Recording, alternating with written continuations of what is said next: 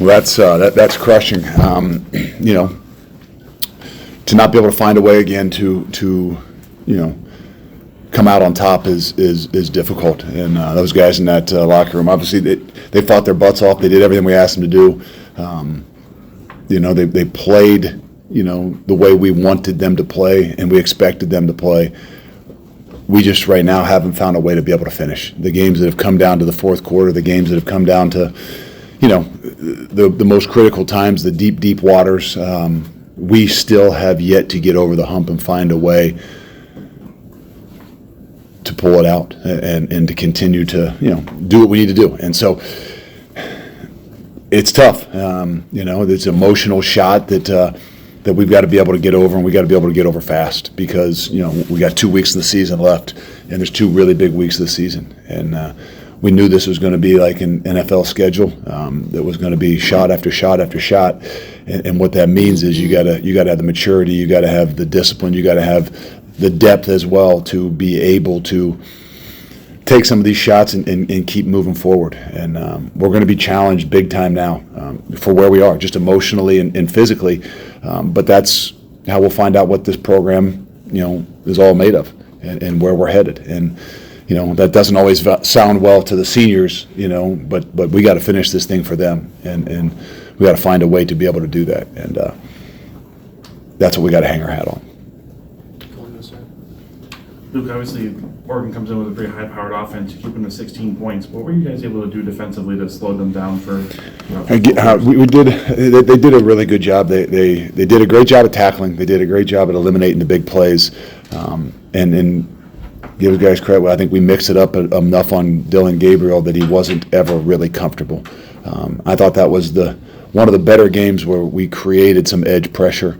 You know, not a whole lot of sacks, but Dylan Gabriel's not going to be sacked a whole bunch.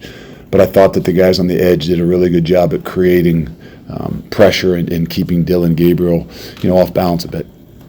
Jim and then Jesse. Thanks. Luke, you talked about the inability to finish.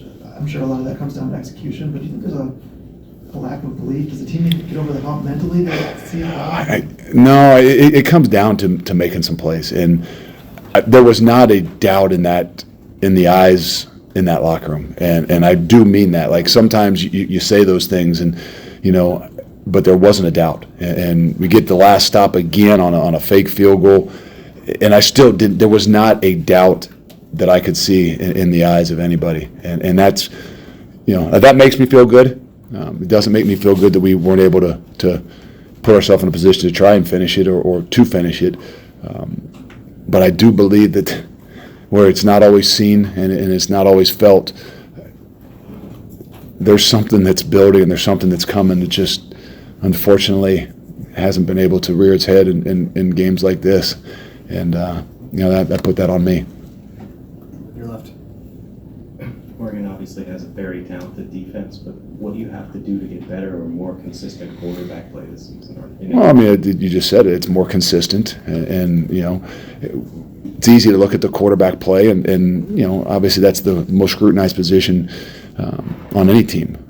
But it still comes down to when we're best, when we're able to establish some ground game, when we're able to control the line of scrimmage, and we're able to get first downs and stay out of the third and long situations. And you know, we did that in the drives that ended up in points, to be honest with you. And I know that's easy to say. Well, yeah, you got to get first downs in order to score points. But just even the rhythm of things is so much different when we have the ability to move the football. And that gives us the chance when we do that to be able to take some of those shots that maybe can loosen people up. So there's a lot of things that you can, you know, kind of point a finger at. Obviously, it's easiest to talk about the quarterback position, but I just think as a whole, there's just so many of those things that we just got to get better at in order to put ourselves in a position where it's not all on the shoulders of a quarterback. Luke, can you just kind of talk to the value of sticking with the run game? It didn't start well those first 2-3 possessions, but ultimately you kind of got things going that way. We did.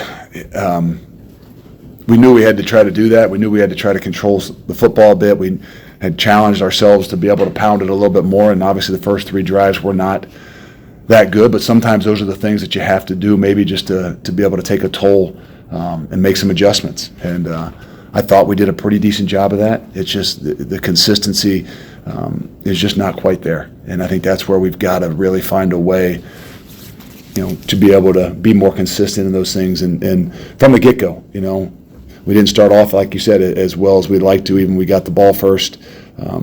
But our defense gave us the opportunity. Obviously, we were playing well in the first half to be able to, not put a bunch of points on the board and then let us get into a groove and a rhythm. And that's what that complementary football looks like. It's just not enough.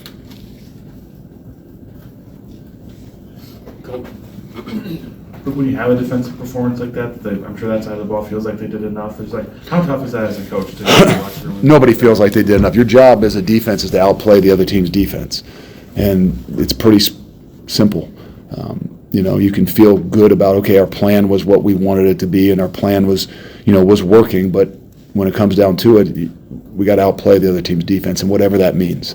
And so that's the way we got to look at it. That's the way we got to be able to act, and that's the way we got to be able to continue to hold this thing and push each other forwards. And that's probably the greatest message in that locker room is, hey, whatever we do together. And we got to believe that. Everybody just talks about believing. What did they not believe in when it comes down to the end? No, I don't think that was the case. The ability to keep believing in one another is what can be most difficult as you go through these rocky times and you go through these roller coaster rides. But that's where we got to rely upon the older guys, the senior guys, that they can all do that. Second row, White, Ron. Coach, I know you mentioned finishing in the fourth quarter in your opening statement, but how crucial were the two drives where you ended up getting field goals in the red zone? They're tough. Initially, yeah. I think that we took the field goal early just because I thought that was what we needed to be able to do. But as we got in the rhythm of the game, we knew that we had to score touchdowns. You look at some of those analytics and things, and there was a lot of those situations, if they hadn't been, 4th and 7s or 8s, we were going to go for them, whether they would have been 4th and 5, just because I didn't feel like field goals were going to win this football game, and especially on our end. And but unfortunately, we got a penalty or took a sack or whatever the situation, we end up in a position where we can't even, be in the 4th and 4, 5, or 6 range where we can go for it.